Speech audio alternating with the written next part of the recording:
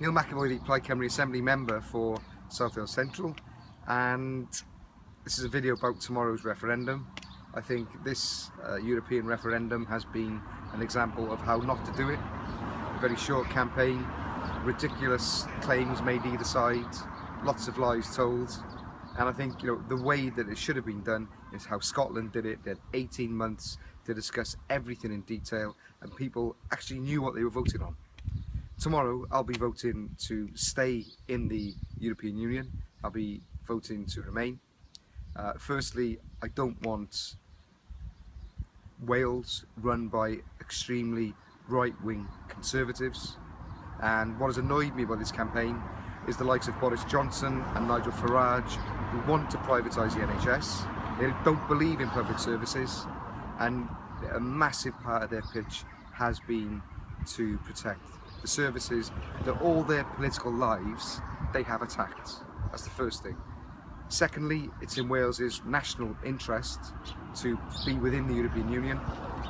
The fact is that we get a hell of a lot more money coming into Wales from the EU than actually we pay in. So we're net beneficiaries. Roughly, I think it's 800 million euros every single year. I don't trust a Conservative government or a Labour government for that matter in London to give us that level of funding. If you look at the voluntary sector, the third sector in Wales, that's funded to a large extent with European money. There are lots and lots of projects in Wales as well funded with European money, and I think we'd be really stuck without it. Frankly, to be honest, I just think that economically we're going to be much better off staying in, and if we leave, it's a huge gamble. At the minute we know where we are and we know what we have to do, but if we leave, then who knows what will happen. Also, I feel European.